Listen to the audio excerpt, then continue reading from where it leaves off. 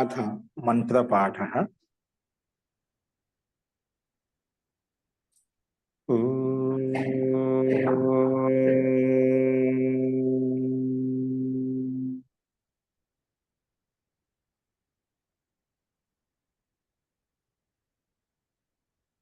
सहनाववतु सहनौ भुनक्तु सह वीर्यं करवावहै तेजस्विनावधीतमस्तु मा विद्विषावहै। ओम शांति शांति शांति।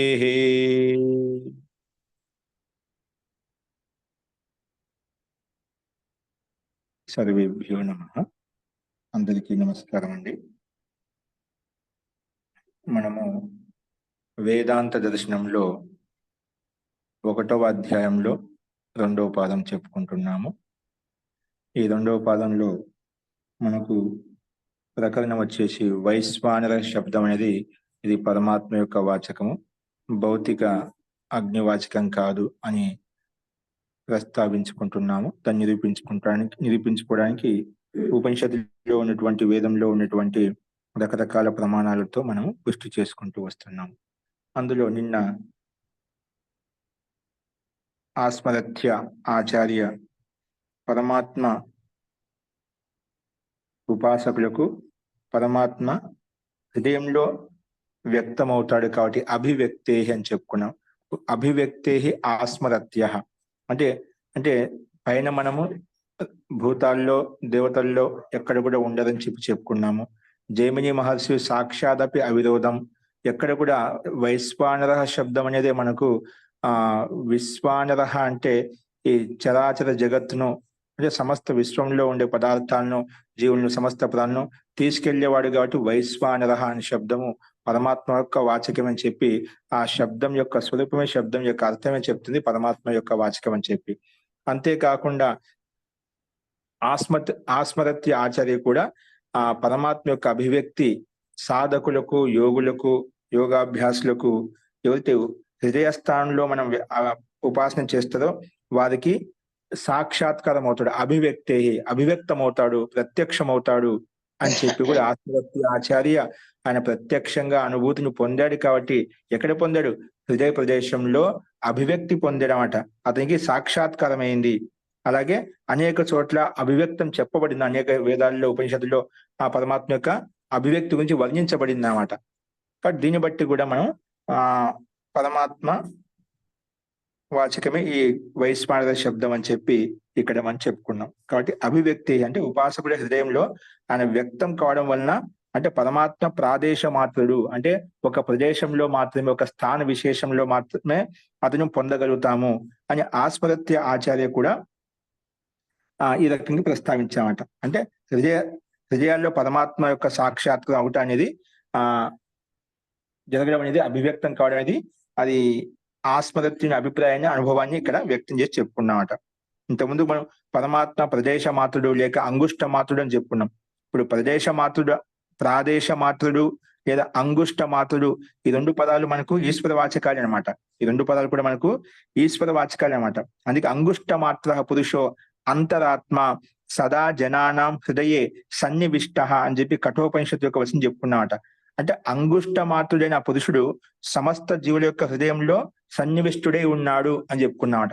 అంగుష్ట మాత్ర పురుషుడు సమస్త జీవుల యొక్క హృదయంలో సన్నివిష్టుడై ఉన్నాడు, అట్లా ఓతప్రోతమై ఉన్నాడు అని చెప్పి చెప్పుకున్నామట. కాబట్టి అక్కడ ఆ హృదయ ప్రదేశం అంటే ప్రాదేశం మాత్రం, అంటే ఒక స్థాన విశేషంలో ఆ ప్రదేశం అంటే హృదయ స్థానం తీసుకున్నాడు, ఆ హృదయ ప్రదేశంలో అభివ్యక్తం అవుతాడు. కాబట్టి ఆయన ఆస్మరత్య ఆ రకంగా అనుభూతిని పొందాడు. కాబట్టి ఆయన చెప్పిన పద్ధతి ప్రకారం కూడా మనకు వైశ్వానర శబ్దం పరమాత్మ యొక్క వాచకం తీసుకోవాలని చెప్పి ఈ రకంగా చెప్పుకున్నాం. కాబట్టి పరమాత్మ హృదయాది పరిమిత ప్రదేశాల్లో సాక్షాత్కరిస్తాడు అంటే మహా ప్రమాణంతో ఇక్కడ మహాప్రమాణంతో అంటే మొత్తం విశాలంగా ఆ పరమాత్మ యొక్క సాక్షాత్కారం ఉండదు. ఏదో ఒక దేశంలో, ఒక స్థానంలో, ఒక కేంద్ర బిందువులో మనము ఆ పరమాత్మకు స్తుతి ప్రార్థన చేసినప్పుడు మనకు సాక్షాత్కారం అవుతాడు. నేను ఆ పరమాత్ముడు ఆ కణంలో వ్యాపించున్నాడు గాండి, అంతటా వ్యాపించున్నాడు గాని అంతటా పరమాత్మను ప్రార్థిస్తానంటే అది కాదండి. ఏదో ఒక ప్రదేశంలో ఏదైనా తీసుకో, అది బహిర్ముఖం కావచ్చు, అంతర్ముఖం కావచ్చు, ఏదో మన శరీరంలో ఉండే విశేష అంగాల్లో కావచ్చు. ఎక్కడ తీసుకున్నా ఒక ప్రదేశంలో మాత్రమే, ఒక స్థానంలో మాత్రమే, ఒక కేంద్రంలో మాత్రమే ఆ పరమాత్మను తీసుకొని ఉపాసించినట్లయితే, ధ్యానం చేసినట్లయితే ఆ పరమాత్మ యొక్క అభివ్యక్తి, ఆ పరమాత్మ యొక్క సాక్షాత్కారం అవుతుంది. అంతటా కూడా వ్యాపించి ఉన్నా అని చెప్పి అన్ని చోట్ల ఎక్కడ పడితే అక్కడ మనం ఆ పరమాత్మ ఆ వ్యాపకత్వాన్ని మనం ఆ సామర్థ్యం లేదు. ఆ జీవాత్మ అల్పశక్తివంతమైంది కాబట్టి ఆ శక్తి సామర్థ్యం లేదన్నమాట. ఒక స్థానంలో ప్రయత్నం చేసినప్పుడు ఆ పరమాత్మ పొందగలుగుతాం. అందుకే మహర్షి పతంజలి యోగ శాస్త్రం చెప్పేటప్పుడు సమాధి పాదంలో సాధకులు సమాధి అంటే సమాధానం అంటే యోగం, ధ్యానం, మెడిటేషన్ లో ఇప్పుడు సమాధి అంటే స్థూలంగా సమాజంలో చనిపోయిన వాళ్ళు సమాధి అయిపోయిన అట్లా ఉంటారు. సమాధి అంటే అది కాదండి. సమాధి అంటే ఆత్మ సాక్షాత్కారం ఎదుకైతే అవుతుందో అది సమాధి స్థితి అంటామంట. అంటే అక్కడ సమాధానం కలుగుతున్నాడు అక్కడ. అది సమాధి. అక్కడ సంప్రజాత సమాధి, అసంప్రజాత సమాధి. ఆ సందర్భంలో ఏదో ఒక విషయంలో మనకు అది అది ముదుకుటి మధ్యలో కావచ్చు, కంఠకోపంలో కావచ్చు, నాసికాగ్రంలో కావచ్చు, జిహ్వాగ్రంలో కావచ్చు, హృదయ ప్రదేశంలో కావచ్చు, రకరకాల స్థానాలు చెప్పడం. అట్లా ఏదో ఒక దాంట్లో నీకు మనసు ఏ రకంగా నీకు ఒక విషయాన్ని కేంద్రీకరించబడుతుందో అదే విషయంలో పరమాత్మను అన్వేషించు. అదే విషయంలో పరమాత్మను ధ్యానించు. చేసినట్టే నీకు అక్కడే ప్రత్యక్షం అవుతుంది. అంతా అందరికన్నా ఎందుకంటే హృదయస్థానం అందరికి అనుకూలంగా ఉంటుంది కాబట్టి అది నిర్మలంగా అంటే అన్ని కూడా శరీరంలో ఉండే ప్రతి బాధిగా ఉంటుంది. కాబట్టి అందరు సాధకులు ఎక్కువగా మనకు వచ్చినాలు కూడా హృదయ ప్రదేశంలో సహజంగా సరళంగా మన పరమాత్మ తెలుసుకోగలుగుతాము. ఎందుకంటే అంతతో గతో మనకు అది అనుకూలమైన స్థాన విభాగం కాబట్టి అందరూ అక్కడే సాక్షాత్కారం చేసుకుంటారు అని చెప్పి, అంటే ఏ స్థానమైనా మనకు ఉపలబ్ధం అవుతుంది. ఇప్పుడు హృదయ ప్రదేశం ఒక స్థానం చెప్పారంటే మిగిలిన కంఠకూపంలో, జీవాగ్రంలో, నాసికాగ్రంలో, బ్రహ్మరంధ్రంలో, నాభి ప్రదేశంలో కాడని కాదు, ఎక్కడైనా అవుతాయి పరమాత్మ సర్వవ్యాపకం. కానీ నువ్వు ఎక్కడ చేసినా ఒక స్థానంలో ఆ పరమాత్మ యొక్క నిర్ధారించుకొని నియమించుకొని అదే ఒక స్థానంలో నిరంతరంగా నువ్వు ప్రయత్నం చేస్తూ ఉండాలి. స్థానం మాటికి మారకూడదు అండి. ఏదైనా ఎక్కడైనా కానీ ఒక స్థాన విశేషం ఎంచుకొని అదే విధంగా నువ్వు పురుషార్థం చేసినట్లయితే, ప్రార్థన, స్తుతి, ప్రార్థన, ఉపాసన చేసినట్లయితే ఖచ్చితంగా పరమాత్మ యొక్క అనుభూతి, పరమాత్మ యొక్క సాక్షాత్ కలుగుతుంది అనే విషయాన్ని ఇక్కడ మనకు ఆస్మరత్య ఆచార్య ఆయన హృదయ ప్రదేశంలో చేశాడు కాబట్టి, అనేక మంది సాధకులు హృదయ స్థానాలు చేస్తారు కాబట్టి అనేక దృష్టాంతాలు మనకు ఉదాహరణలు మనం చెప్పుకుంటాం. అంగుష్ట మాత్ర అని చెప్పి, లేదా ప్రాదేశ మాత్రం అని చెప్పి మనం చెప్పుకుంటున్నాం అన్నమాట. కాబట్టి ఆ రకంగా మనం పరమాత్మను పొందవచ్చు అని చెప్పి ఈ విషయాన్ని ప్రస్తావించుకున్నాం. చూడండి, ఈ 2 సూత్రాలు మనం చెప్పేసుకున్నాము. ఆస్మరత్య ఆచార్య విషయంలో అనుభూతి చెప్పుకున్నాం. ఇప్పుడు ఇదే విషయంలో అనుస్మృతే బాదరి ఆచార్య, ఈయన మన వేదాంత దర్శనం రచించినటువంటి సూత్రకారుడైనటువంటి వేదవ్యాస మహర్షి వృత్తిను వారి యొక్క తండ్రి బాదరి ఆచార్య. ఆయన కూడా ఋషి అనమాట. వేదవ్యాస మహర్షి ఏ విధంగా ఋషి, ఆయన కూడా మంచి ఋషి అనమాట. తో ఆ ఆచార్య విషయాన్ని కూడా ఉల్లేఖించారన్నమాట. ఇక్కడ ఎవరు చూడు, సొంత కుమారుడే ఆ రకంగా తండ్రిని కూడా ప్రమాణంగా తీసుకొని చెప్తున్నా అంటే ఎంత అది అదృష్టం ఉండాలి. ఈ రకంగా ఋషిత్వాన్ని పొందిద్దరు కూడా. సో మొత్తానికి ఇక్కడైతే ఆ తండ్రి యొక్క విషయాన్ని ఉల్లేఖించామట. ఆయన ఏం చెప్పారంటే అనుస్మృతే బాదరి.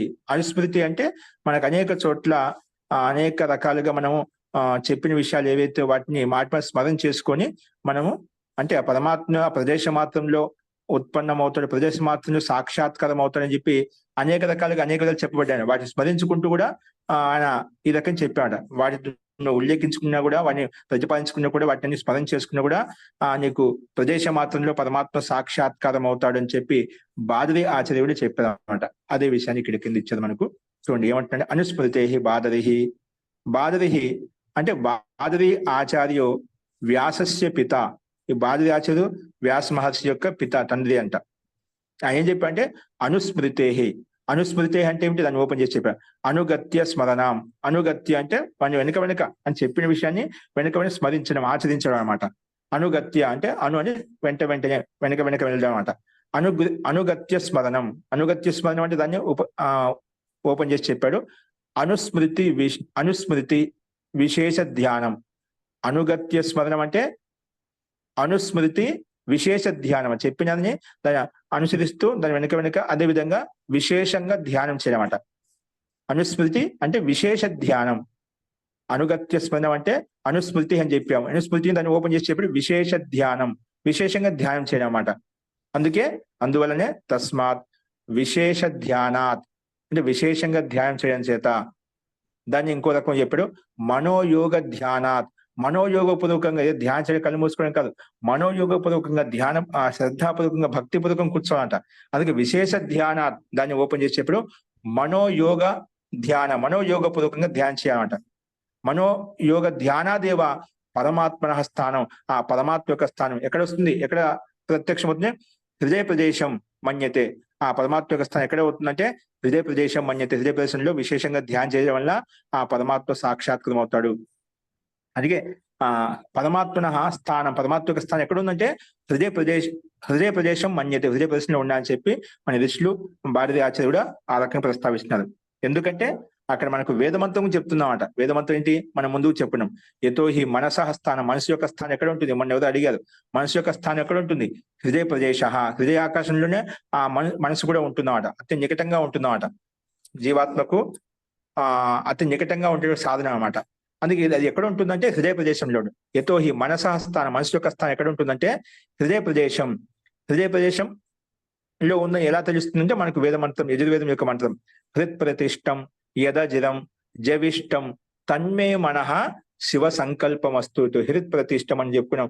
యద అజిరం జవిష్టం తత్మే నా మనసు ఏదైతే ఉందో శివ సంకల్పంతో యుక్తం కావాలి, మంచి విచారంతో యుక్తం కావాలని చెప్పి ఇక్కడ హృత్ ప్రతిష్టం యదజిరం జవిష్టం అని చెప్పి తత్మే మనః, అటువంటి మనసు హృదయ ప్రదేశంలో ఉన్నటువంటి హృత్ ప్రతిష్టం. చూడండి, హృత్ అంటే హృదయ ప్రదేశంలో ప్రతిష్టమైనటువంటి ఆ మనసు ఏదైతే ఉందో అది శివ సంకల్పం విచారంతో యుక్తం కావాలి అని చెప్పి ఇక్కడ మనకు వేద మంత్రం, యజుర్వేదం యొక్క మంత్రం ద్వారా స్పష్టంగా చెప్పుకున్నాం.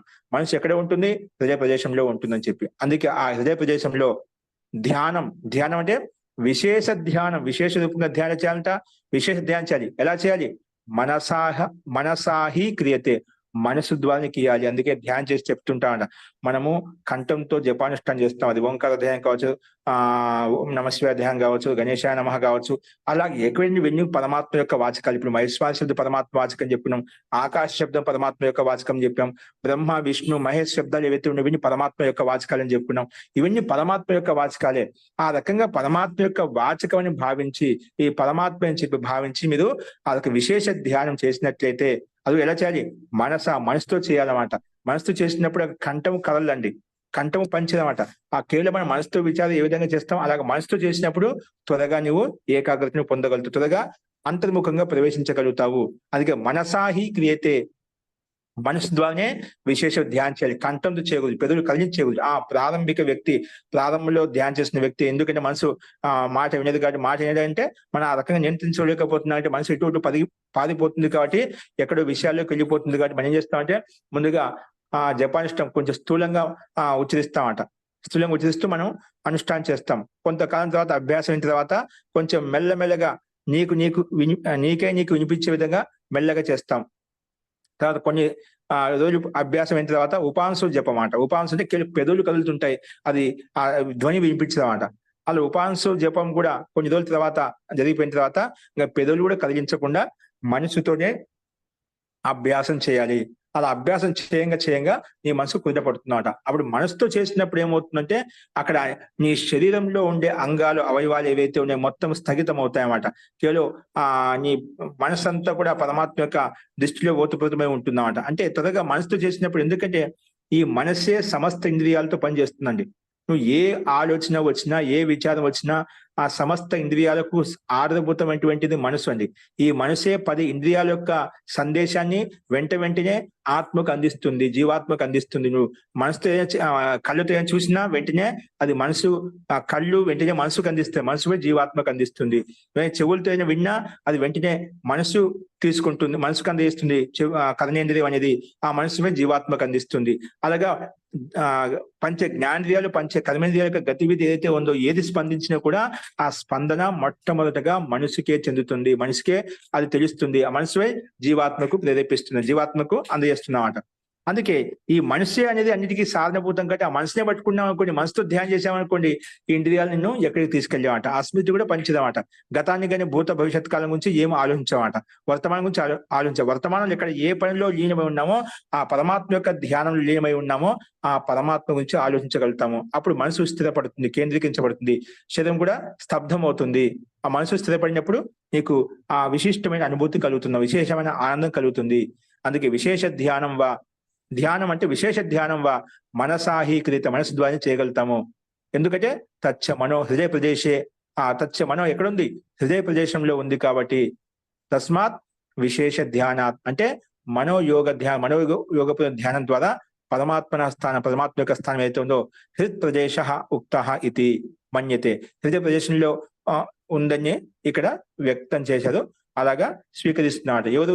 బాదరి ఆచార్య కూడా, వ్యాస మహర్షి యొక్క తండ్రి బాదరి ఆచార్య కూడా హృదయ ప్రదేశంలో ఆ పరమాత్మని ధ్యానం చేయాలి. అక్కడ ధ్యానం చేసినట్లయితే మనసు కూడా అక్కడే ఉంటుంది. కాబట్టి మనకు త్వరగా అత్యంత శీఘ్రంగా మన మనసు కేంద్రీకరించుకొని ధారణా ధ్యాన సమాధి స్థితి కలుగుతుంది. అంటే ఆ పరమాత్మ యొక్క అనుభూతి, పరమాత్మ యొక్క సాక్షాత్కారం, పరమాత్మ యొక్క ఆనందానుభూతిని మనం పొందవచ్చు.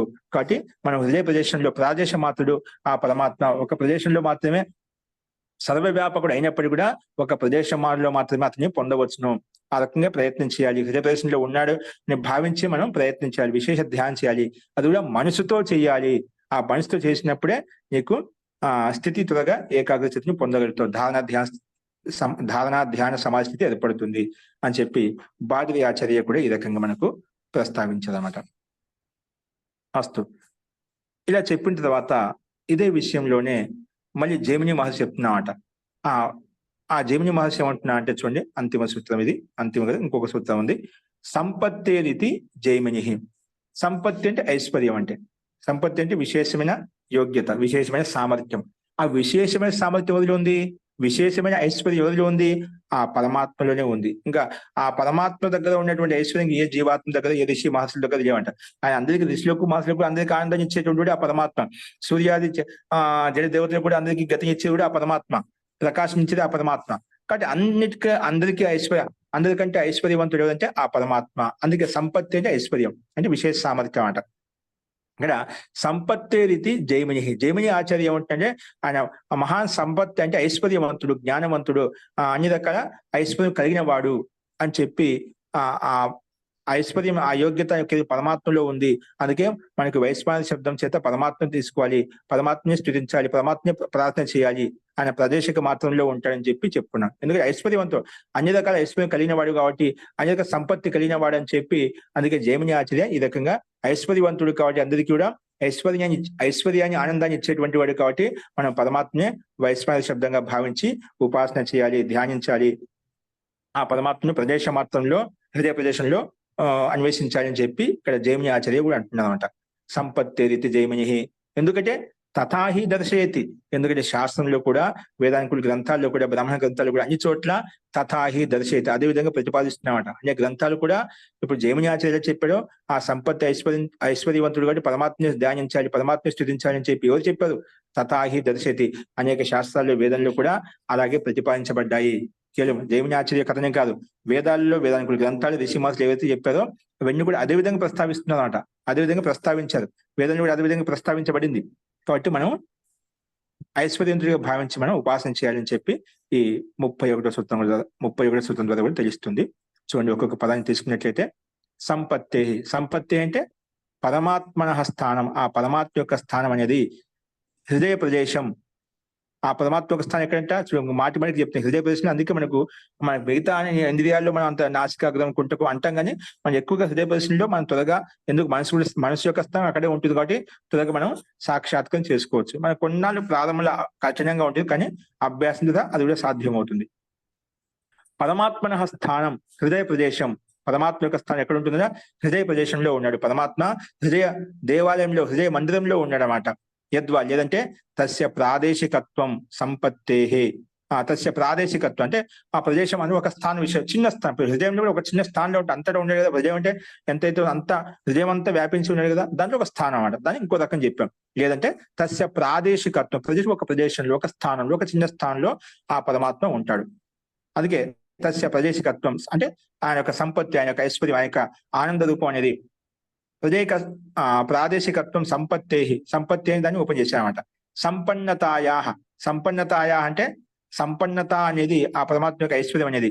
ప్రాప్తి యోగ్యతాయ, సంపన్నతాయా అంటే ప్రాప్తి యోగ్యతాయ అంటే ప్రాప్తించుకోవడానికి యోగ్యమైనటువంటి వాడు ఆ పరమాత్మ. వరింపదగిన వాడు, వరేణ్యుడు, వరింపదగిన వాడు, ప్రాప్తికి యోగ్యమైనటువంటి వాడు అంటే దాన్ని ఇంకో రకం ఓపెన్ చేశాడు. సమాధి లాభ దృష్ట్యా, సమాధి లాభ దృష్ట్యా హేతు. ఈ సమాధి లాభాన్ని పొందడానికి సమాధి లాభ దృష్టికోణం ప్రకారంగా ఈ కారణం చేత కూడా ఆ పరమాత్మ హృదయస్థానంలో ఉన్నాడు, ప్రదేశ మాత్రంలో ఉన్నాడు. ఆ పరమాత్మ యొక్క ఐశ్వర్యం, పరమాత్మ యొక్క ప్రాప్తి, పరమాత్మ యొక్క సమాధి స్థితి అనేది మనకు ఆ హృదయస్థానంలో కలుగుతుంది. ఈ కారణం చేత కూడా మనం పరమాత్మ యొక్క స్థానం హృదయ ప్రదేశం భావించాలి. అంటే ఆ సంపత్తి యొక్క అంటే సంపత్తి అంటే సంపన్నతాయ అంటే ప్రాప్తి యోగ్యతాయ, ఆ ప్రాప్తికి యోగ్యత ఎక్కడుంది? ఆ హృదయ స్థానంలో ఉంది. దాన్ని ఇంకో రకంగా సమాధి లాభ దృష్ట్యా, సమాధి ధారణ ధ్యాన సమాధి అంటే కదా, ముందు ధారణ కలుగుతుంది, తర్వాత ధ్యానం అయిపోతుంది, తర్వాత ధ్యానమే సమాధిగా మారిపోతుంది. అలాంటి సమాధిలో ఆ ఆత్మ సాక్షాత్కారం అంటే పరమాత్మ సాక్షాత్కారం, ఆత్మ సాక్షాత్కారం కలుగుతుందన్నమాట. అందుకే సమాధి లాభ దృష్ట్యా ఈ హేతు కారణం, ఈ కారణం చేత కూడా మనకు పరమాత్మ హృదయ స్థానంలో ఉన్నాడు, అక్కడే మనం ప్రార్థించాలనేది మనకు తెలుస్తుందన్నమాట. ఈ విషయాన్ని కర్మ సంపత్తి మంత్రో వేదే, కర్మ సంపత్తి మంత్రో వేదే, ఇది నిరుక్త వచనం అన్నమాట. మహర్షి పింగళాచార్య రచించినది నిరుక్త శాస్త్రం ఏదైతే ఉందో అక్కడ కర్మ సంపత్తి మంత్రో వేదే, మంత్రంలో మనకు ప్రతిపాదించాలి. ప్రతి మంత్రము మనకేం చెప్తుంటే, మంత్రం ఏవైతే ఉన్నాయో అవి యథార్థంగా జరిగేటివి చెప్తా అండి. అంటే మనం ఒక వాక్యం మంత్రం యొక్క రహస్యం, మంత్రం యొక్క తాత్పర్యం చెప్పుకున్నామంటే అవి ఏవైతే శక్యమో, ఏవైతే జరుగుతాయో, ఏవైతే అలా ఆచరించబడతాయో వాళ్ళ ఋషులు మహర్షులు అలాగా అనుభూతిని పొంది ఆ అనుభవాన్ని పొంది వాళ్ళు అదొక వేదాంత గ్రంథం రచించారన్నమాట. అదే సాక్షాత్ పరమాత్మ అపౌరుషమైనటువంటి వేద శాస్త్రంలో కూడా మనకు ఈ రకంగా చెప్పబడింది అన్నమాట. ఆ పరమాత్మ యొక్క రహస్యాన్ని పరమాత్మ ఎలా పొందాలి, ఏ విధంగా పొందాలి, ఏతే సమస్త మానవులు దాన్ని శక్యం చేసుకోగలుగుతారు, దాన్ని పొందగలుగుతారో పొందేటువంటి తత్వాన్ని ఇక్కడ మనకు మంత్రం చెప్పబడింది. మంత్రులు చెప్పారంటే అది కేవలము యోగులకైనామో సాధువులకైనామో మాకు కాదనుకోదు. అందరూ ఆచరించగలుగుతారో, అందరూ పొందగలుగుతారు కాబట్టి వేదం ఇలా చేయాలి, కర్తవ్య అకర్తవ్య నుంచి మనకు చెప్పబడ్డాయి అన్నమాట. అందుకే ఇక్కడ మనకు కర్మ సంపత్తి మంత్రో వేదే, మంత్రాల్లో మనకు ద్వారా కర్మ సంపత్తి, కర్మలు ఎలా చేయాలి, ఏ విధంగా చేయాలని చెప్పి ఆ సంపత్తి ఐశ్వర్యం, ఆ రహస్యం అంతా మనకు ఆ మంత్రాల మాధ్యం, శ్లోకాల మాధ్యంతో, ఆ ఋషుల యొక్క వచనముల మాధ్యంతో మనకు చెప్పబడ్డాయి అనమాట. మంత్రం మనకు విశేషంగా ఆ కర్మను బోధిస్తున్నమాట. ఆ కర్మను అలా ఆచరించడం చేత మనం ఆ పరమాత్మ తత్వాన్ని, ఆనందాన్ని, మోక్షాన్ని పొందగలుగుతాము. మనకి ఏది కావాలంటే మనకు మంత్రం ఉపదేశిస్తుంది. మంత్రం ఏం ఉపదేశిస్తుంది? కర్మను ఉపదేశిస్తుంది, కర్మ సంపత్తిని ఉపదేశిస్తున్నాడు. కర్మ సంపత్తే మనం ఏ రకమైన కర్మలు చేస్తామో ఆ రకమైన ఫల ప్రాప్తి కలుగుతుంది. ఆ ఫల ప్రాప్తి పొందాలి అంటే ఆ కర్మ విషయం చేయాలి. శుద్ధ కర్మ మనం తెలిసినప్పుడే శుద్ధమైన ఉపాసన చేయగలుగుతామట. కాబట్టి ఆ శుద్ధమైన జ్ఞానం ఉండాలి. శుద్ధమైన జ్ఞానం ఉన్నప్పుడు శుద్ధమైన కర్మలు చేయగలుగుతాము. శుద్ధమైన కర్మలు ఉన్నప్పుడే శుద్ధమైన ఉపాసన చేయగలుగుతాము. శుద్ధమైన ఉపాసన చేసినప్పుడు మనము ఆ పరమాత్మను దర్శించుకోగలుగుతాం, పరమాత్మను సాక్షాత్కారం చేసుకోగలుగుతాం. అందుకే శుద్ధ జ్ఞానము, శుద్ధ కర్మ, శుద్ధ ఉపాసన అనేది ఖచ్చితంగా చేయాలి. అంటే జ్ఞాన కర్మ ఉపాసన, జ్ఞానం బాగా ఉంటేనే మనం కర్మలు బాగా చేయగలుగుతాం. అంటే ఏదో ఒక విషయం చెప్పుకుంటున్నాం, తెలుసుకుంటున్నాం అంటే దానికి తగ్గట్టుగా విషయం తెలిసి ఉండాలన్నమాట. జ్ఞానం ఉంటే దానికి అనుగుణంగా కర్మ చేయగలుగుతాం. కర్మ ఉంటే దానికి కర్మ యథార్థం చేసినప్పుడు దాని ఫలితం కూడా కలుగుతుంది. ఉపాసన అంటే దాని యొక్క ఫలం. ఉపాసనలో మనం సమీపంగా దాన్ని పొందగలుగుతాము, దాన్ని ఆస్వాదించుకోగలుగుతాం, దాన్ని సాక్షాత్కారం చేసుకోగలుగుతాము. అందుకే జ్ఞాన కర్మ ఉపాసన అని చెప్పి చెప్పుకుంటూ ఉంటామట. అలాగే మంత్రంలో మనకు శక్యమైనది ఉపదేశించబడింది. అందుకే కర్మ సంపత్తి మంత్రో వేదంలో వేద మంత్రాల్లో మన కర్మ సంపత్తి గురించి, కర్మ ఐశ్వర్యం గురించి చెప్పబడింది అని చెప్పి నిరుక్తం యొక్క వచనం చెప్పబడింది అనమాట. దీన్ని ఇంకో ఓపెన్ చేసి చెప్పాల్సింది. కర్మనాం సంపత్తి అంటే కర్మల యొక్క సంపత్తి, కర్మల యొక్క ఐశ్వర్యం, కర్మల యొక్క ఫల ప్రాప్తి ఏదైతే ఉందో, సంపత్తి అంటే యోగ్యత, దాన్ని పొందడానికి యోగ్యత అయితే ఉందో. ఎలాగంటే అక్కడ ఆ కర్మ సంపత్తి యోగ్యత అనేది, కర్మ యొక్క సంపత్తి, కర్మ యొక్క యోగ్యత అనేది ఎలా పొందుతాం వేదంలో మనకు చెప్పబడింది. ఏది చేయగలుగుతాం, ఏదైతే పొందగలుగుతాం అదే చెప్పబడింది అన్నమాట. అంటే ఏదో మంత్రం ఉందంటే ఏదో ఖాళీగా అలాగే లేవండి. అంటే ఏదో చెప్పడం కొరకు మంత్రాలు ఏదో ఒకటి ఉపదేశం కూడా చెప్పలేమట. వాస్తవంగా ఏదో సత్యం అయితే జరగబడుతుందో, చేయబడుతుందో, ఏదో అలాగే అవుతుందో దాన్ని మాత్రమే వేద మంత్రం చెప్పబడింది అన్నమాట. అనర్థకమైన శబ్దం ఒకటి, అనర్థకమైన అక్షరం కానీ, శబ్దం కానీ, వాక్యం ఏది కూడా లేదన్నమాట. చరణం పాదం అంటూ ఏది లేదన్నమాట. అన్ని కూడా శక్యమైనటువంటివి, ఎలా చెప్పో అలాగే జరుగుతాయి, దాని సందేహం లేదనమాట. కాబట్టి అలాంటి కర్మ సంపత్తి యోగ్యతని ఎలాగైతే మనము చెప్పుకున్న నిరుక్తి శాస్త్రం చెప్పుకున్నామో తథా అలాగే ఇక్కడ కూడా, ఇక్కడ అంటే మనం వర్తమాన ప్రకారంలో అత్రాపి బ్రహ్మ దర్శన యోగ్యత అంటే బ్రహ్మను దర్శించుకోవడానికి, బ్రహ్మను ప్రాప్తించుకోవడానికి, బ్రహ్మను పొందడానికి, బ్రహ్మను సాక్షాత్కారం చేసుకోవడానికి సంపత్తి ఏదైతే ఉందో, బ్రహ్మ దర్శన యోగ్యత అంటే సంపత్తి అంటే హేతు కారణం, తస్మాత్ ఇది జైమిని అంటే ఇక్కడ అంటే ఆ బ్రహ్మను పొందడానికి హృదయ ప్రదేశంలో సాక్షాత్కారం అవుతుందని చెప్పడానికి వారి అనుభూతి ద్వారా పొందారు. వేదంలో శాస్త్రంలో కూడా అలా చెప్పబడింది.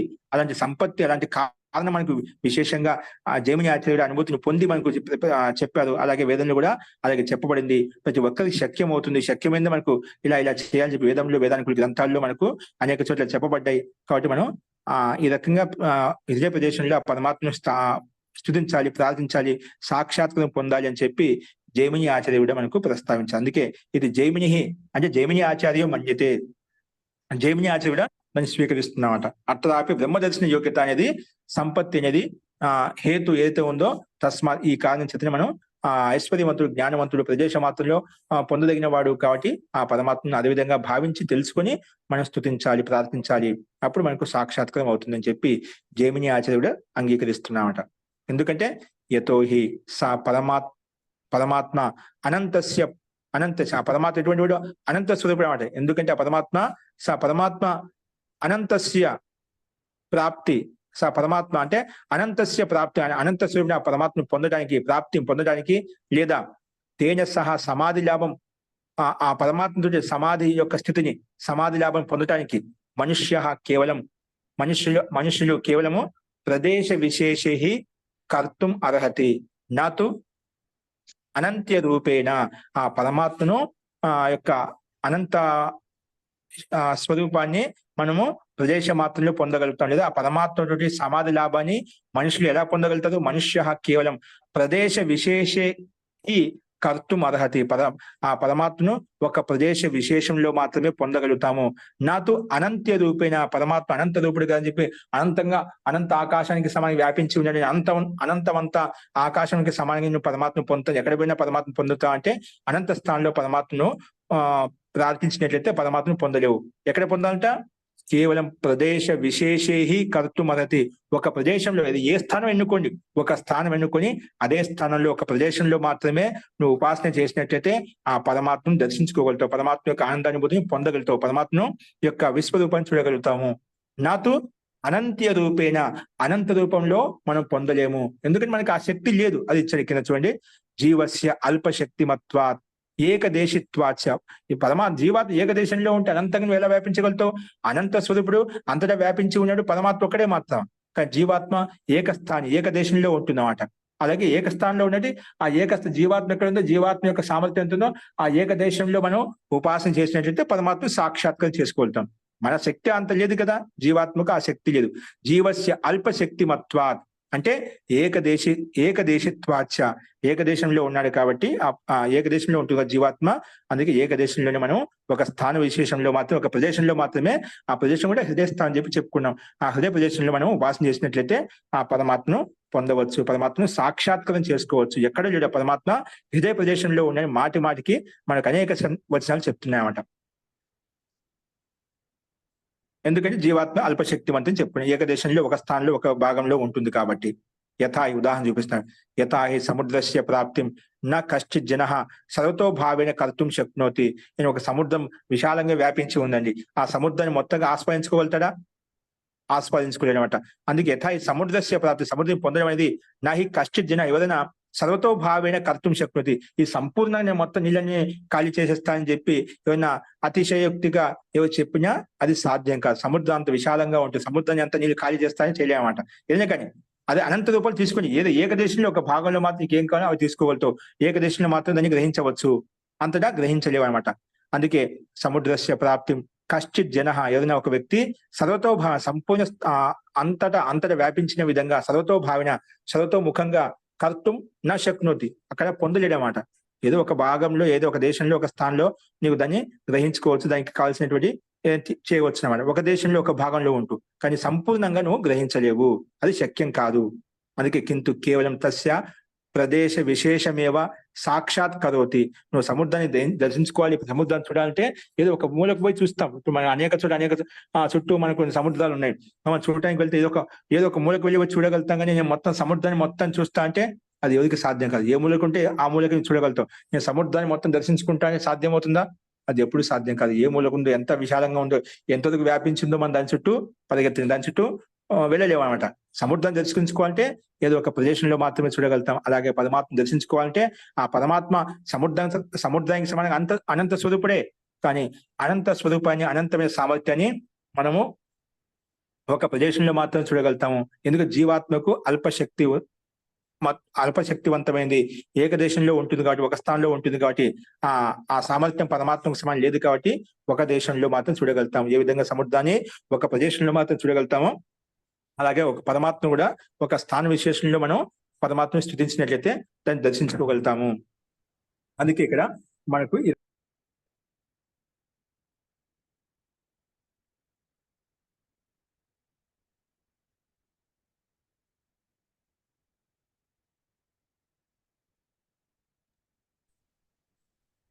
కాబట్టి ఈ రకంగా మనం ప్రస్తావించుకున్నాం అనమాట. అస్తు కింద కేవలం తస్య ప్రదేశ విశేషమేవ సాక్షాత్ కరోతి. ఒక ప్రదేశంలో విధంగా సముద్రాన్ని సాక్షాత్కారం చేసుకుంటున్నామో తద్వత్ అత్రాపి విజ్ఞేయం. అలాగే పరమాత్మ విషయంలో ఒక ప్రదేశంలో మాత్రమే, ఒక స్థానంలో మాత్రమే తీసుకోండి, అక్కడ మనం సాక్షాత్కారం.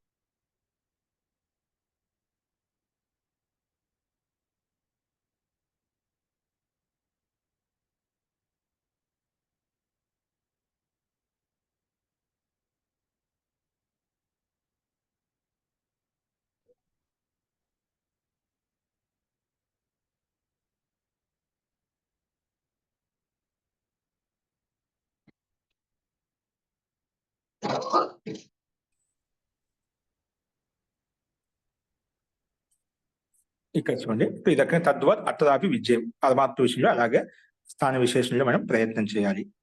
తథాహి దర్శయతి. మనకి కేవలం ఇది జైమిని ఆచార్య ఒక చెప్పింది ఒకటి కాదు, మనకు శాస్త్రం కూడా అలా ప్రతిపాదిస్తున్నాడు. తథాహి దర్శయతి. శాస్త్రంలో కూడా, వేదాల్లో కూడా, వేదానుకూల గ్రంథాలు కూడా, స్మృతి గ్రంథాలు కూడా, అలాగే ఋషి మాటలు కూడా అందరూ అలాగే చెప్పారనమాట. ఒక స్థాన విశేషంలో మాత్రమే పొందగలుగుతాము. ఆ పరమాత్మను అన్ని చోట్ల పొందలేము, అంత రూపంలో పొందలేము. ఏక దేశంలో మాత్రమే సాక్షాత్కారం చేయగలుగుతాం. ఎలాగంటే సముద్రాన్ని ఒక దేశంలో ఏ విధంగా మనం సాక్షాత్కారం చేసుకుంటామో, చూడగలుగుతామో, అలాగే పరమాత్మను చూడగలుగుతామని చెప్పి అక్కడ ఆ రకంగా దృష్టాంతం చెప్పారనమాట. తథాహి దర్శయతి ఏంటంటే, తథాయి అంటే వాజసనేయి బ్రాహ్మణం దర్శయతి. వాజసనేయి బ్రాహ్మణం చెప్తుంది. ఏం చెప్తుంటే, యత్ మహత్ పరిమాణం కిమపి వస్తు స్యాత్. ఏదైనా మహత్ పరిమాణంతో ఏదైనా వస్తువు ఏదైనా ఉందనుకోండి, విశాలమైన వస్తువు అనుకుందాం. యత్ మహత్ పరిమాణం కిమపి వస్తు స్యాత్ తస్య మానవ శరీరే సంపత్తిని లబ్ధి అంటే యోగ్యత అంటే ప్రాదేశికి భవతి. ఏదో ఒక విశాలమైన ఒక వస్తువు పదార్థం ఉందనుకోండి, మనం ఏదో ఒక మూల చూడగలుగుతాం, మొత్తం చూడగలుగుతామని. ఇప్పుడు భవనమే ఉంది స్థూలంగా, ఆ భవనం ఒక ముందు భాగం చూసినా వెనక భాగం చూడలేం, దాని పార్శ్వ భాగాన్ని కుడివైపున, ఎడవైపున, వెనకవైపున భాగం చూడలేమంట. అంటే ఏదైనా ఉంటే ఒక భాగం చూడగలుగుతామంట. మన చక్షుంద్రియ శక్తి సామర్థ్యం అంతే అనమాట. మన ఇంద్రియాలకు శక్తి సామర్థ్యం అంతే. ఒక చూస్తున్నామంటే దాని వెనక భాగం, దాని ముందు భాగం, వెనక పార్శ్వ భాగాలు మనకు కనిపించామంట. అలాగా ఇక్కడ ఏమంటే, ఏదైనా ఒక వస్తువు మహత్ పరిమాణంతో యుక్తమైనటువంటి వస్తువు ఒక మూల చూస్తున్నాం అంటే అవతల మూల మనకు తెలియదు అనమాట. అంటే ఒక ప్రదేశంలో మాత్రం చూడగలుగుతామంట. అది ఇక్కడ ఏమంటున్నా అంటే, వాజస్నేయి బ్రాహ్మణ శాఖకు సంబంధించిన వాళ్ళు ఏం చెప్తున్నా అంటే, మహత్ పరిమాణం కిమపి వస్తువు స్యాత్. ఏదైనా మహత్ పరిమాణయుక్తమైన వస్తువు ఏదైనా ఉన్నట్లయితే తస్య మానవ శరీరే సంపత్తి. మానవ శరీరంలో సంపత్తి అంటే లబ్ధి, యోగ్యత ప్రదేశికి భవతి. ఈ మానవ శరీరం ద్వారా మనము ఇది ఒక ప్రదేశంలో మాత్రం చూడగలుగుతామంట. మన శరీరంలో భాగమైన కావచ్చు, బయటి భాగమైన కావచ్చు, మన శరీరంలో ఉండేటువంటి ఇంద్రియముల ద్వారా ఏదో ఒక స్థాన విశేషాన్ని మాత్రం, ఒక ప్రదేశ విషయాన్ని మాత్రం చూడగలుగుతాము. అందుకే సంపత్తి అంటే ఉపలబ్ధి అనేది మనకు ఒక ప్రదేశిక మాత్రంలో మాత్రం ఉపలబ్ధమవుతుంది. మానవ శరీరే సంపత్తి లబ్ధి అంటే యోగ్యత ప్రాదేశికి భవతి. ఎలాగంటే దానికి ఉదాహరణ చూపిస్తున్నారు. తద్యత ప్రదేశ మాత్రమివ హ వై దేవాః సువిదితాః అభిసంపన్నాః తథా ను వా ఏతాన్ వక్ష్యామి. ఇక్కడ మనకు ప్రదేశ మాత్రంలోనే, ప్రాదేశ మాత్రమివ హి దేవతలు కూడా వాళ్ళు ఆ పరమాత్మ పొందిన వాళ్ళు, సాక్షాత్కారం చేసుకునే వాళ్ళు, మన ఋషులు మహర్షులు ఎవరైతున్నారో దేవతలంతా కూడా సువిదిత, విశేషంగా వాళ్ళు చెప్పారు, ప్రస్తావించారు. వాళ్ళు అలాగే అభిసంపన్న, అలాగే పొందారు. అంటే ప్రదేశ మాత్రం అంటే ప్రదేశ మాత్రం ఇవి అంటే ప్రదేశ మాత్రమే మన దేవతలు కూడా సువిదితంగా విశేషంగా మనం పొందవచ్చు అని చెప్పి అభిసంపన్నం చేసుకోవచ్చు అని చెప్పి మన దేవి దేవతలు కూడా ఋషులు మహర్షులు కూడా ఆ రకంగా చెప్పారనమాట. అదే విషయాన్ని ఏతాన్ వక్షం అదే విషయం మీకు చెప్తాను. అక్కడ మనం ఒక ప్రకారం చెప్పుకున్నాం. ఆ పరమాత్మ చక్షులో ఉంటూ చక్షు కంటే భిన్నంగా ఉన్నాడు, వాక్కులో ఉంటూ వాక్కు కంటే భిన్నంగా ఉన్నాడు, శ్రోత్రంలో ఉంటూ శ్రోత్రానికి భిన్నంగా ఉన్నాడు అక్కడ ప్రకారం చెప్పుకున్నారా. అక్కడ అలాగే ఇంకొక ప్రకరణంలో 5 మంది ఋషులు పంచశ్రోత్రులు మహాన్ శ్రోత్రులు ఆ పరమాత్మ యొక్క స్థానం పరమాత్మ ఎలా పొందాలని చెప్పి ఉద్దాలక మహర్షి అంటే అక్కడ అశ్వపతి రాజు అనమాట. అతని దగ్గరికి వచ్చి అడిగేదన్నమాట. అక్కడ భిన్నమైన స్థానాలు చెప్పుకున్నాం, వాటిని తీసుకొని ఇక్కడ చెప్తున్నామాట. అంటే భిన్నంగా ఉంటూ కూడా పరమాత్మని అంత ఓతప్రోతమై ఉన్నాడు, అది తీసుకొని ఇక్కడ సమాధానం చెప్తున్నామాట. కాబట్టి మన దేవి దేవతలు కూడా అంతా కూడా మనకు సువిదిత విశేషంగా ఏవి చెప్పారంటే ఎక్కడ ప్రాప్తం అవుతా అంటే అభిసంపన్నముడు అవుతా అంటే ప్రదేశ మాత్రంలోనే ఒక స్థాన విషయంలో.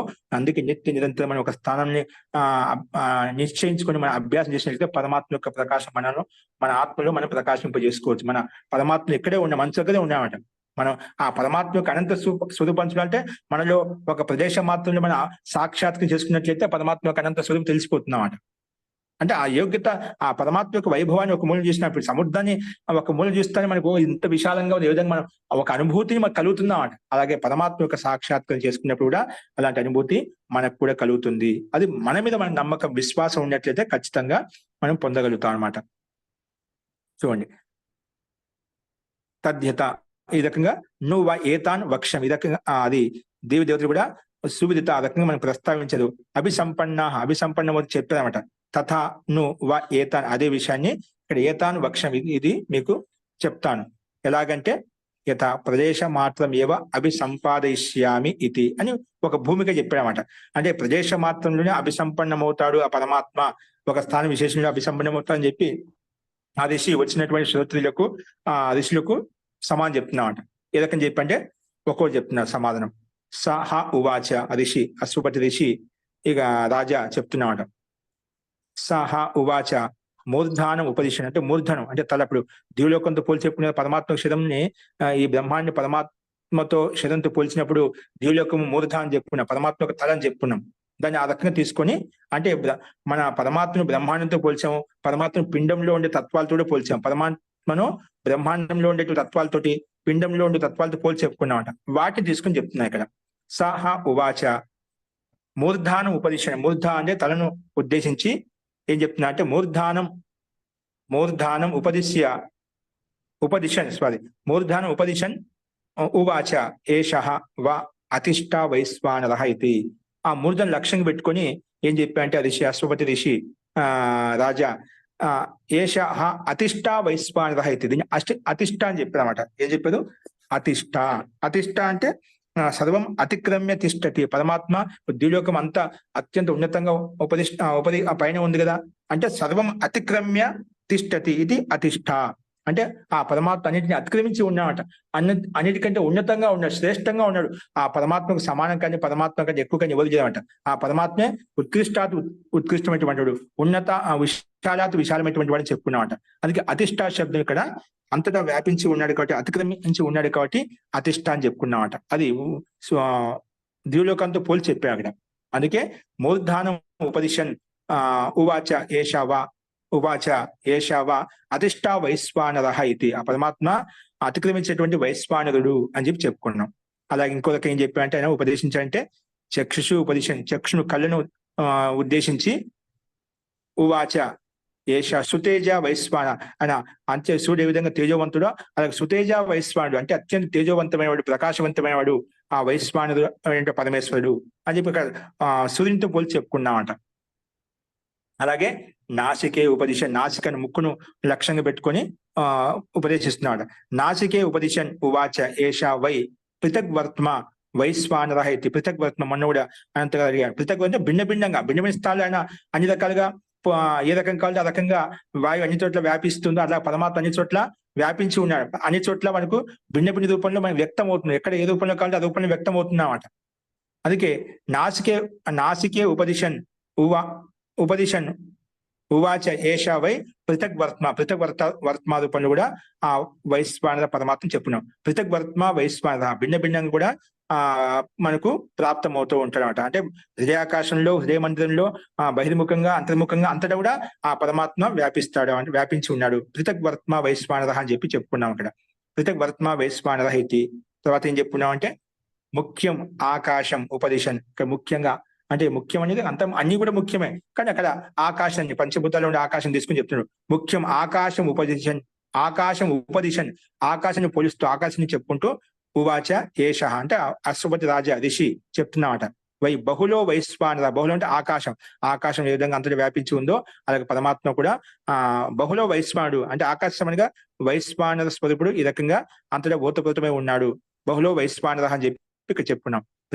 పృథక్ వర్త్మ వైశ్వానర, బహుళో వైశ్వానర, అలాగే సుతేజ వైశ్వానర, అతిష్ఠా వైశ్వానర అని చెప్పి ఆ వైశ్వానర శబ్దం పరమాత్మ యొక్క వాచకం వచ్చింది, పరమాత్మ యొక్క ఔన్నత్యం ఇక్కడ చెప్పుకుంటున్నామని చెప్పి ఆ ఋషి వారికి సమాధానం చెప్తున్నామట, పరమాత్మ యొక్క స్థాన విశేషం చెప్తున్నామట. ఇంకేం చెప్తున్నా అంటే ముఖ్య ఉపదేశం అంటే జలాన్ని, పంచభూతంలో జలాన్ని లక్ష్యంగా పెట్టుకుని చెప్తున్నాడు. ముఖ్య ఉపదేశం జలాన్ని ఉపదేశం చెప్తూ ఉపదేశిస్తూ ఉవాచ ఏషా వై రయిం వైశ్వానర, ఇది మనం చెప్పుకున్నామట. ఇది పరమాత్మ యొక్క మూర్తిరాశం జలం ఏదైతే ఉందో పరమాత్ముడు శరీరాన్ని, పిండాన్ని అంతా బ్రహ్మాండాన్ని ఆ పరమాత్మ యొక్క శరీరాన్ని పోల్చుకున్నప్పుడు ఇక్కడ గతంలో చెప్పుకున్న ప్రకారంగా రై అంటే జలం అనమాట. అంటే ఆ మూర్తిరాశం పరమాత్మ యొక్క మూర్తిరాశం అనేట్టుగా మనం పోల్చుకొని చెప్పుకున్నామట. అందుకే ఉపదిశన్ ఉవాచ ఏషా వై రయి వైశ్వానర అంటే ఆ పృథ్వీ మహాభూతం అయితే ఉందో ఆ పరమాత్మకి మూర్తిరాశయంతో జలాశయంతో మనం చెప్పుకున్నాం అనమాట. అలాగే చుబుకం ఉపదిశం, చుబుకం గడ్డాన్ని కూడా ఆరాధన చేసుకుని చెప్పాడు. అంటే దృఢంగా గట్టిగా ఉన్నాడు ఆ పరమాత్మ, ఈ బ్రహ్మాండంతో అంటే దృఢంగా బలిష్టంగా ఏ విధంగా ఉందో అలాగే చుబకంతో పోల్చి చెప్పామట. చుబుకం ఉపదిశన్ ఉవాచ ఏషా వై ప్రతిష్ఠా వైశ్వానర ఇది, ప్రతిష్ఠా వైశ్వానరుడు అని చెప్పి అంటే దృఢంగా బలంగా గట్టిగా ఉన్నటువంటి వాడు ఆ పరమేశ్వరుడు అని చెప్పి ఈ పిండంలో ఉన్నటువంటి భాగాలను ఇక్కడ అంటే శిరంలో ఉన్నటువంటి భాగాలను పిండంలో ఉన్నటువంటి బ్రహ్మాండంలో ఉన్నటువంటి భాగాలను పిండంలో ఉన్నటువంటి భాగాన్ని ఆరాధన చేసుకుని అలాగే పరమాత్మ యొక్క ఔన్నత్యాన్ని ఇక్కడ పోల్చి చెప్పామట. అంటే ఆ రకంగా ఏ ప్రదేశంలో నువ్వు ఎక్కడ ఆ పరమాత్మను ప్రార్థించినట్లయితే అక్కడ ఆ ప్రదేశం మాత్రంలో నీకు సాక్షాత్కారం అవుతాడని చెప్పి ఇక్కడ శతపథ బ్రాహ్మణ్ యొక్క వచనాన్ని తీసుకుని కూడా ఆ ఋషి ఈ రకం ప్రస్తావించాడు. అశ్వపతి రాజా అంటే ఋషి ఆయన ప్రస్తావించాడు అనమాట. అందుకే అట్లా ద్యూ ప్రభృతీనాం మహత్ పరిమాణానం, ద్యూ ప్రభృతి అంటే ద్యూలోకి నుంచి మొదలుకొని పృథ్వీ పర్యంతం అనమాట. ద్యూ ప్రభృతీనాం మహత్ పరిమాణానం పదార్థానం మూర్ధాదిషు ప్రదేశేషు, మూర్ధాది ప్రదేశం అని చెప్పినదా తలలో మనము భిన్న భిన్న వాక్కులో శ్రోతులు అని క్రమంగా చెప్పుకుంటూ వచ్చేదా కొన్ని ఉపలక్షణం కొన్ని చెప్పుకున్నాడు. అలాగే అన్నిట్లలో మహత్ పరిమాణానాం పదార్థానం మూర్ధాదిషు ప్రదేశేషు సంపత్తి అంటే ప్రాప్తి యోగ్యతాం దర్శతి. అక్కడ మూర్ధాది స్థానంలో భిన్న స్థానంలో మనం చెప్పుకున్నాం కదా, అనే స్థానంలో పరమాత్మకి ప్రాప్తి కలుగుతుంది, పరమాత్మ సాక్షాత్కారం కలుగుతుంది, పరమాత్మ యొక్క యోగ్యత కలుగుతుంది. ప్రాప్తి అంటే యోగ్యత దర్శేది, అక్కడ దర్శించదన్నమాట. మూర్ధాది స్థానాలలో సంపత్తి అంటే పరమాత్మ యొక్క ఐశ్వర్యం, పరమాత్మ యొక్క ప్రాప్తి అనేది కలుగుతుంది అని చెప్పి దర్శించదన్నమాట. వేదాల్లో వేదానికుల గ్రంథాల్లో దర్శేతి బ్రాహ్మణం అంటే ఆ బ్రహ్మను ఈ రకంగా దర్శించడం ప్రతిపాదించదన్నమాట. తద్వత్ అలాగే ఏ విధంగా మూర్ధాది స్థానంలో అంటే బ్రహ్మాండంలో ఉండే పదార్థాలతో పిండంలో ఉండే పదార్థాల్లో ఏ విధంగా బ్రహ్మను ఏమైనా దర్శించుకున్నామో ప్రస్తావించుకున్నామో తద్వత్ అలాగే ధ్యాం ఆరభ్య అంటే ద్విలోకం నుంచి మొదలుకొని పృథ్వీ పర్యంతస్య, ద్విలోకం నుంచి మొదలుకొని పృథ్వీ పర్యంతం విరాట్ రూపస్య అంటే విరాట్ రూపుడైనటువంటి వైశ్వానరస్య వైశ్వాన స్వరూపుడైన ఆ పరమాత్మను అపి శరీరే శరీరంలో యద్వా లేదంటే హృదయ ప్రదేశే శరీరం మొత్తం స్థూలంగా శరీరం చెప్పుకున్నాం. శరీరే లేదంటే హృదయ ప్రదేశే కథనం, హృదయ ప్రదేశంలో కథనం చేయడం అనేది ప్రాప్తి యోగ్యత్వాత్ విజ్జేయం. ఆ ప్రాప్తి అంటే యోగ్యత్వాత్ విజ్జేయం, హృదయ ప్రదేశంలో ప్రాప్తమవుతారు కాబట్టి అదే రకంగా విశేషంగా తెలుసుకోవాలి, అర్థం చేసుకోవాలి. అందుకే ఎవరు ధ్యాం ఆరభ్య పృథ్వీ పర్యంత ద్విలోకం నుంచి మనకు పృథ్వీ పర్యంతం విరాట్ రూపుడైనటువంటి వైశ్వానరస్య రూపాన్ని, విరాట్ స్వరూపయుక్తమైనటువంటి వైశ్వానర యొక్క రూపాన్ని అంటే పరమాత్మ యొక్క స్వరూపాన్ని శరీరంలో లేదా శరీరంలో ఉండే హృదయ ప్రదేశంలో కథనం ఏది చెప్పుకున్నామో ఆ ప్రాప్తి అనేది అక్కడ కలుగుతుంది కాబట్టి మనం ఆ రకంగా ప్రస్తావించుకున్నాం. అదేవిధంగా విజ్జేయం విశేషంగా తెలుసుకుని అక్కడ హృదయ స్థానంలో ప్రాదేశిక మాత్రంలో మనం ప్రయత్నం చేయాలి. అలా చేసినప్పుడు మనకు ఆ బ్రహ్మాండంలో అయినా పిండంలో ఏ పదార్థం ఏ స్థాన విశేషంలో మనం ప్రయత్నం చేసినట్లయితే ఆ పరమాత్మ యొక్క సాక్షాత్కారం అవుతుంది, ఏకదేశంలో ప్రదేశ మాత్రంలో అభివ్యక్తం అవుతుంది అని చెప్పి మనకు ఇక్కడ ఈ జైమిని ఆచార్య అలాగే శాస్త్రంలో ప్రతిపాదించిన వచనాలు కూడా మనం చెప్పుకున్నాం. ఈ రకంగా విషయాన్ని ప్రస్తావించుకున్నాం. అంతిమ సూత్రం ఇదే విషయాన్ని మనం పుష్టి చేస్తూ, ఇంకా అంతేకాకుండా ఆమనంతి చ ఏనం అస్మిన్, ఆమనంతి ఆమనంతి చ అంటే వేదాలు ప్రతిపాదిస్తున్నాయి ఎవరిని? ఏనం అంటే ఈ వైశ్వానరు స్వరూపుణ్ణి, అస్మిన్ ఏనం, అస్మిన్ ఈ శాస్త్రంలో ఈ సందర్భంలో ఈ ప్రకరణంలో ఏనం ఆమనంతి ఈ వైశ్వానర స్వరూపుడేంటో ఆ పరమాత్మనే ఆమనంతి శాస్త్రాలు విశేషంగా చెప్తున్నాయి, ప్రస్తావిస్తున్నాయి, ప్రతిపాదిస్తున్నాయి. ఆమనంతిని కూడా ప్రతిపాదించడం అంట శాస్త్రాలు ప్రతిపాదిస్తున్నాయి. ఆమనంతి చ ఏనం, ఏనం అంటే వైశ్వానరం, ఏనం వైశ్వానరం చెప్పిన వైశ్వానర స్వరూపుడేంటో ఆ పరమాత్మను అస్మిన్ ఈ ప్రకరణంలో కూడా ఈ సందర్భంలో కూడా ఆ పరమాత్మనే వైశ్వానర స్వరూప శబ్దం అనేది వైశ్వానర శబ్దం పరమాత్మ యొక్క వాచకం అని చెప్పి మనకు ఆ ప్రకరణం అనుగుణంగా అనేక శాస్త్రాలు వచ్చిన తెలుస్తుంది. అందుకే ఆమనంతి చేయడం అని చెప్పి చెప్పుకున్నామంట. అవంటే చూడండి, ఏనం అస్మిన్ చ ఆమనంతి, ఏనం అంటే ఆ వైశ్వానర స్వరూపుడు అంటే ఆ పరమాత్మ కూడా చెప్తుంది.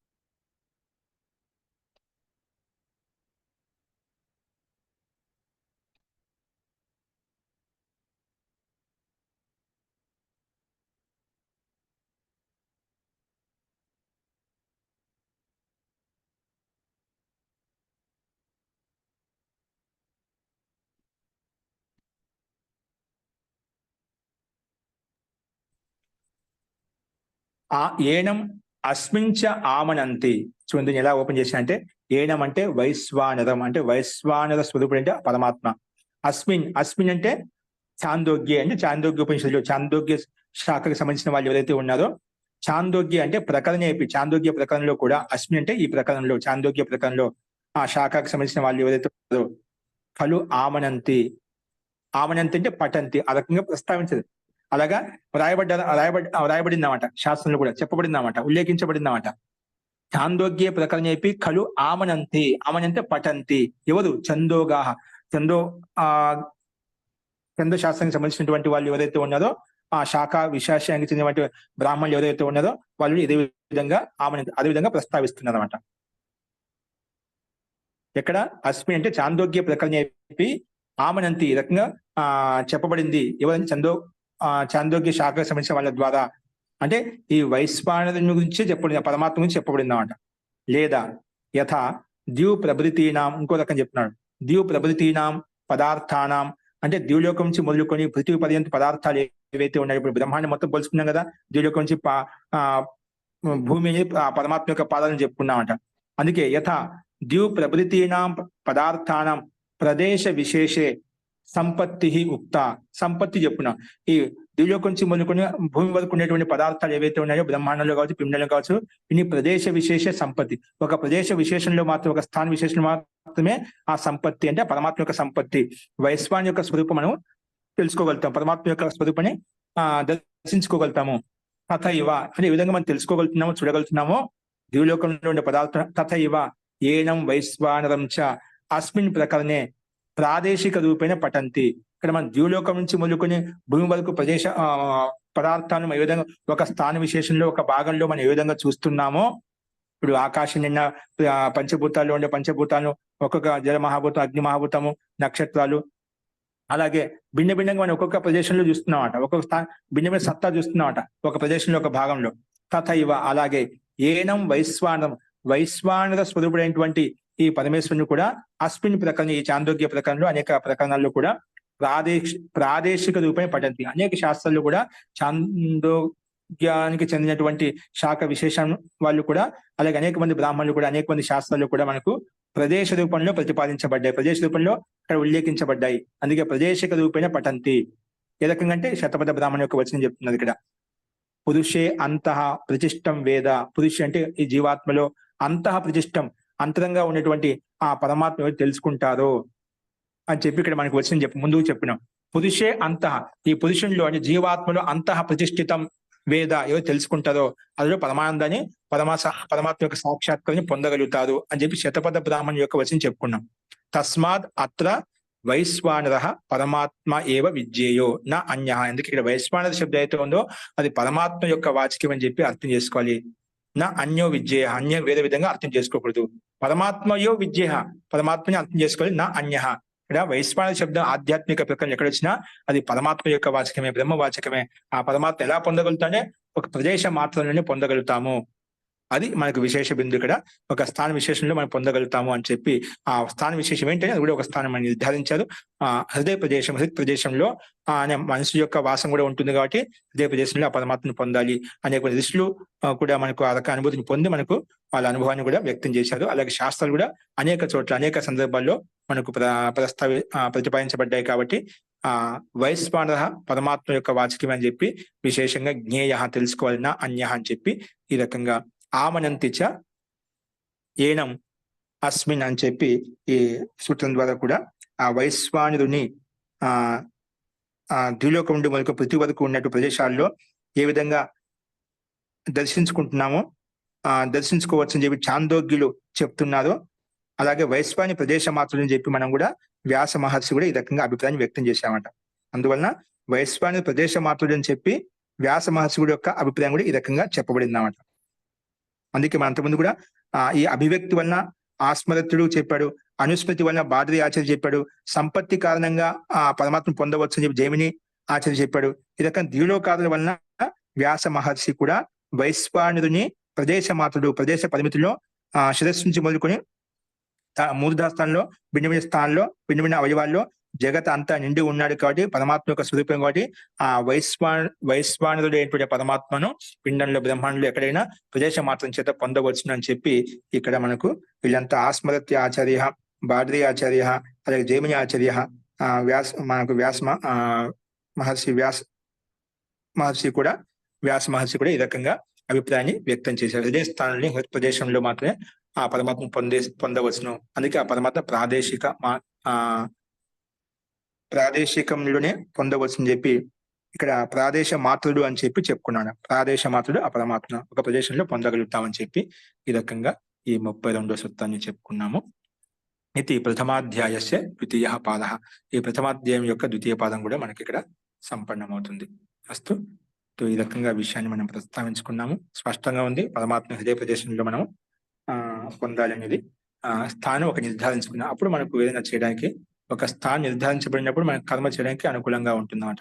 ఈ రకంగా ఋషుల యొక్క వచనాల ద్వారా, ఋషుల యొక్క వాక్యాల ద్వారా, అనేక వేదంలో ఉండే ప్రమాణాల ద్వారా మనము ఈ రకంగా పుష్టి చేసుకున్నాం అనమాట. అస్తు. ఈ విషయాన్ని ఒకసారి మీరు గమనించండి, మళ్ళీ ఒకసారి చదువుకోండి.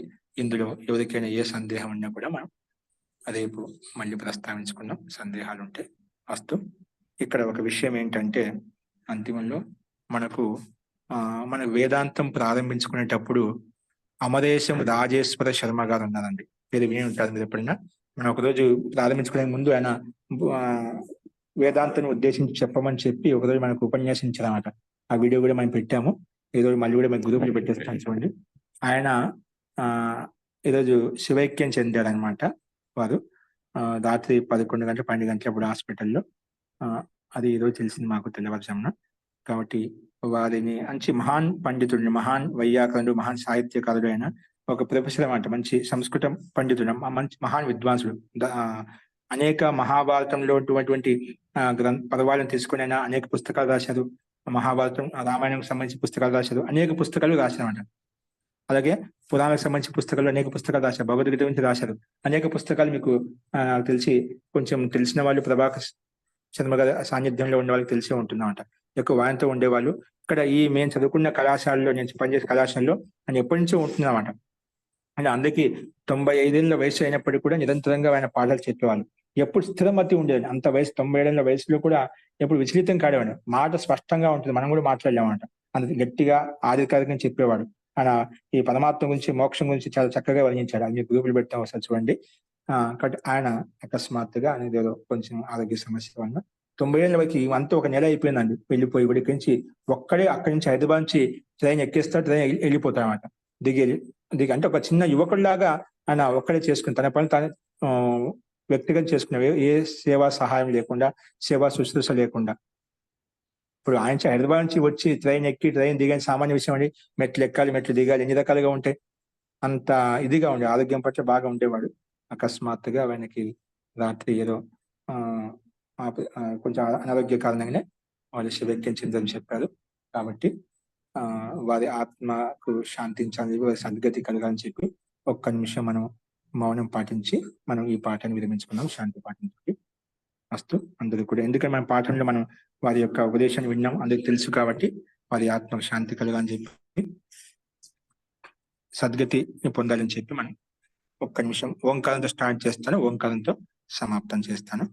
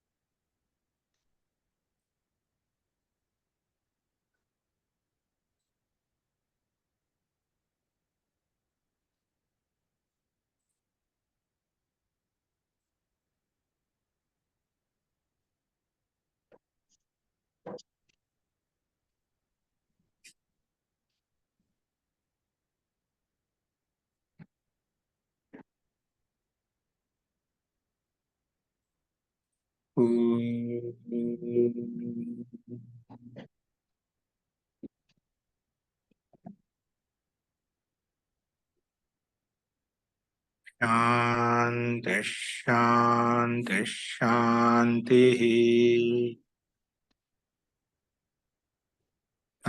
చిన్న సమర్పించాం మనము. శాంతి పాఠంతో ఈ పాఠాన్ని విరమించుకుందాం.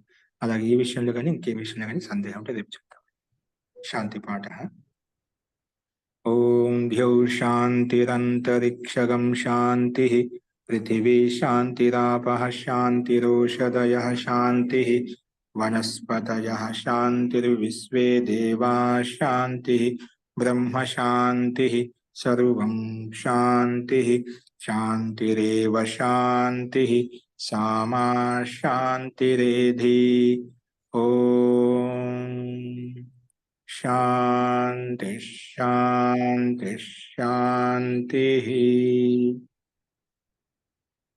సర్వేభ్యో నమః. అందరికీ నమస్కారం అండి. నమస్తే మహోదయ.